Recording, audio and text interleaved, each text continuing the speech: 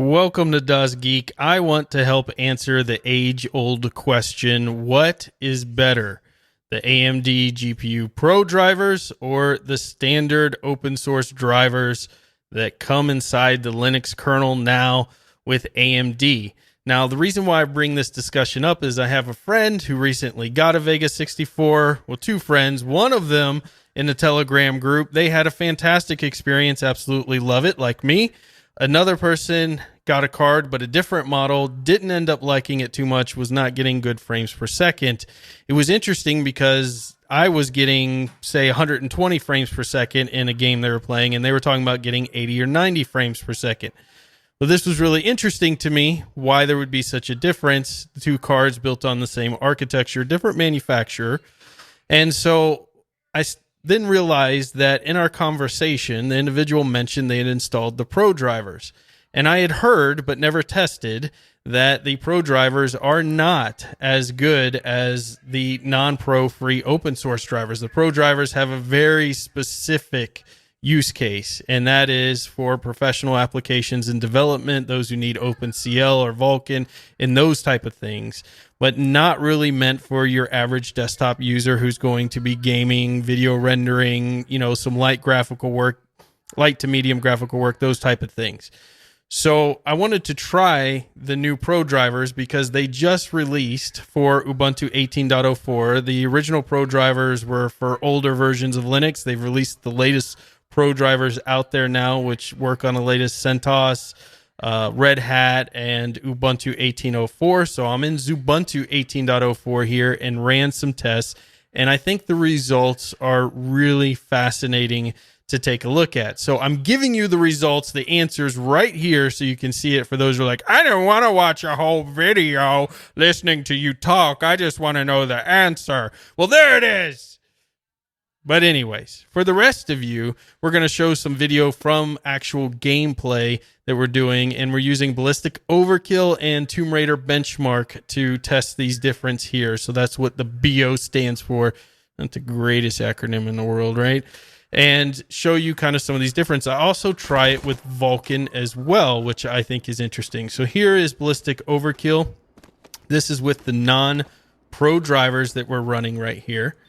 And what we can see from a performance standpoint is we're getting somewhere between 126 to 179. What I tried to do, this is non-scientific here, is basically pick the lowest frames that I saw and the highest frames that I saw. And that's your min and max that I chose here for Ballistic Overkill. So you can see doing pretty good. Probably if you averaged all this out, somewhere in the 150 range. And of course, if you stand still, it goes up high, and that's where we get our nice 179. So just don't move and you get 179 frames per second. Now here is with the Pro drivers. Now interesting here, our Pro drivers, we have a minimum of 110 and a max of 154. So we're seeing between the two maxes about a 25 frame difference between the two. And I thought that was interesting. I also noticed a lot more kind of jaggedness in the video, almost screen tearing a little bit here and there, which I didn't experience with the non-Pro drivers. So that to me was a very interesting outcome as well that occurred. And now once we're done with this, we're going to go into Tomb Raider, run those benchmarks, and show you the same kind of comparison of the non-Pro versus the Pro. So here we've got Tomb Raider running on the non-Pro.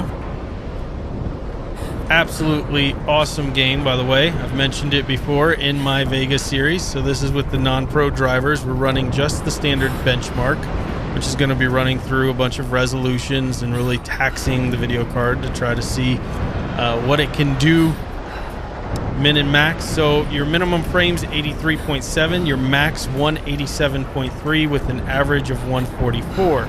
So that's what we captured in our initial score. This to me with the Pro drivers was a fascinating result because the difference here between the minimum and the max was super substantial.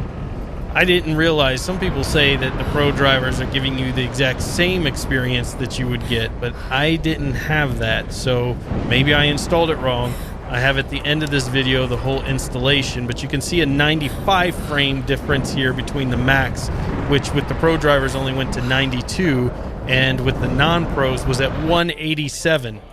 This is with Vulkan, by the way, because one of the advantages of the Pro drivers is the Vulkan implementation. So you can see that first screen was all messed up. Tomb Raider wouldn't even run. This is using Force Vulkan in the launch options, and our frame rates definitely improved here, on par with what we were getting on the non-Pro drivers. Certainly better than the Pro drivers OpenGL by themselves. So, but you're seeing lots of screen tearing and kind of fragmentation and issues like you saw at the beginning there. So that's a problem. Probably not Vulkan's fault here. Maybe Ballistic Overkill's implementation on it. I also wanted to show the results of the non-Pro without OBS, because I get comments sometime where people are like, I get that on my Radeon 220. And there's a big difference between your drivers when or your frames per second when you're recording with OBS at 60 frames per second, 1920 by 1080 plus, running benchmarks on a card and then running it without. So that was kind of to show you that difference there. So Ballistic Overkill with Vulkan was minimum of 122 to 181.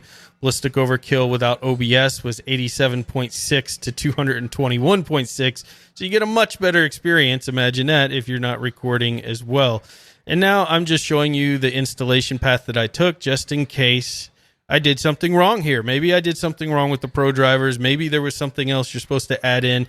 AMD doesn't make this easy, but that's okay, because you really, based on this, do not need the Pro drivers. There's a lot of confusion out there with different articles talking about you got to enable DRI3 and different things that you can add into the Pro drivers if you want OpenCL, PAL, and Legacy, or headless, and all of these different things that can get kind of confusing.